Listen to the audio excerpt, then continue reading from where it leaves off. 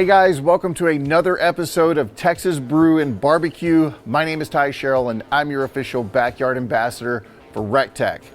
So today we are doing Mexican pulled pork, or I'm gonna call it Loco Gringo pulled pork, because we are using the Loco Gringo rub on this. Little backstory on this pulled pork. I came across this recipe video on YouTube and I knew that I had to make a video for you guys. After making this, it was like mind-blowing, because usually pulled pork is it's a go-to, especially in the South, and it's usually barbecue sauce or some kind of vinegar-based barbecue sauce, and it's usually the same sweet flavor that you're used to. This is going to be a more savory flavor. It's going to have a little more of a kick to it because we are going to be doing some different things to this. So you may have already seen this recipe done before. I'm following it pretty spot on to the one that I watched, but I wanted to make sure that you guys see this because it is really, really good.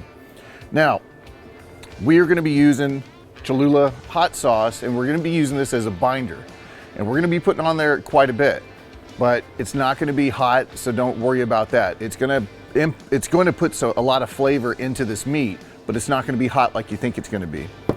Then we are going to go over it with the Chef Greg's 4-letter rub. We're going to have that as our base layer. And then we are going to go liberal with the RecTech Loco Gringo rub. Both of these rubs are excellent. RecTech.com, get the rub bundle. We're going to be doing this on the RT1250. I have it set at 250 degrees.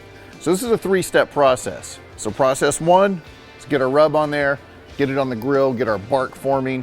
Once we hit that 165, 170 mark, we're going to put it in a half pan with a little bit of chicken stock, cover it in foil, and we're going to put it back on for another couple hours until it is probe tender. Let me get that out. All right, so we have our pork shoulder here. This is a bone-in. It's going to be pulled pork, so I'm not going to, I put this on the wrong hand. It's going to be pulled pork, so I'm not going to do a whole lot of trimming to it. One thing about pork, especially pork shoulders, is you want as much surface area as you can. Like some of this stuff I'm going to take off just because it's there. But I'm not going to, like I said, I'm not going to do a whole lot to it. Pulled pork doesn't need a whole lot of love. This fat, you got this hard edge here, I'll probably take that off.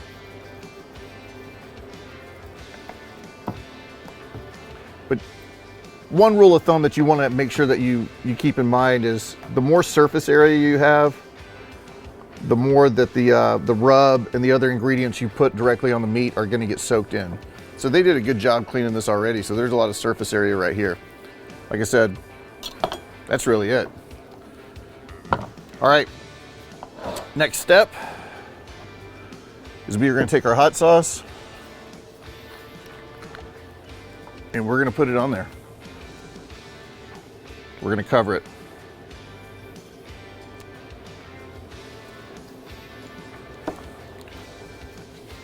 Using this as a binder. Normally, a lot of people use mustard or olive oil as a binder, but we are going to use this hot sauce. When I first saw this video, before I made it, I was like, there's no way I'm doing that. And then I did it, and then my mind and life was changed. All right. Now we're going to take the 4-letter rub. Great all-purpose. I love to use this as a base layer. It just puts a different flavor in there. So we're going to go over.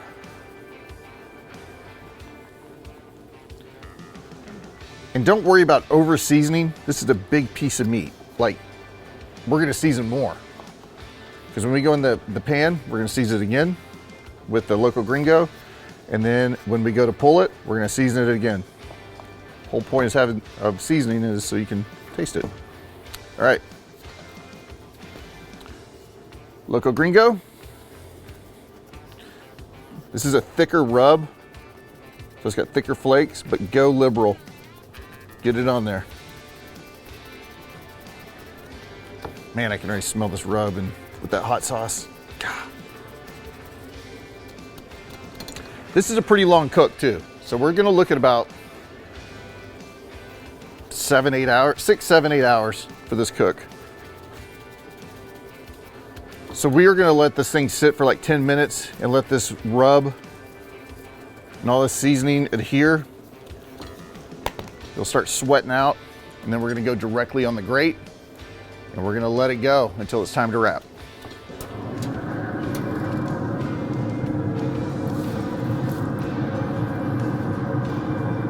All right, guys, we are at the point where we need to wrap that pork butt. So I'm just going to take it off here.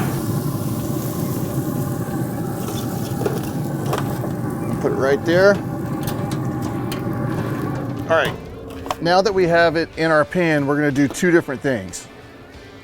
We are gonna go back over it with some more hot sauce.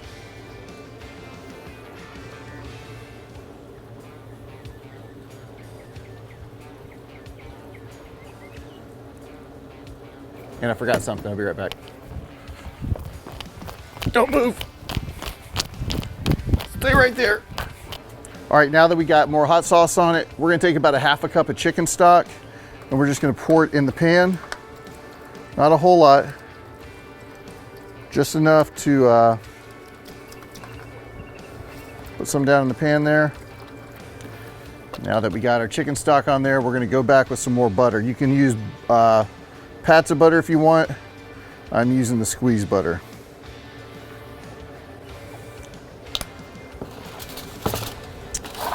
And then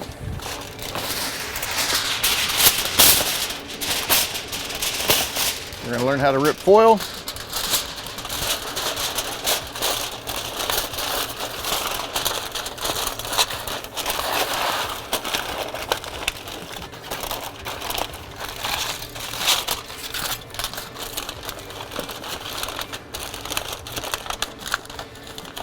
We're gonna cover it back in foil. We're gonna put it back on the smoker for about another 2 hours until it's probe tender. And then we're gonna let it rest for about 30 minutes. Then we're gonna start pulling it. See you in a couple hours.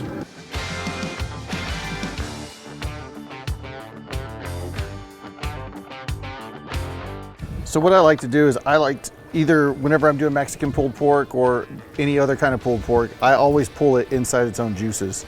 That way you can kind of redistribute the juices back into the meat. All right, let's build a taco real fast. Just pulled pork. I'll throw some onions in there, some cilantro, some cheese.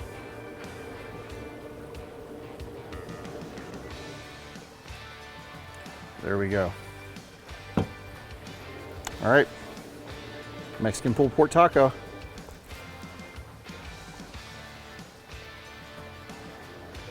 That's good. All right, guys. Until the next episode, cheers.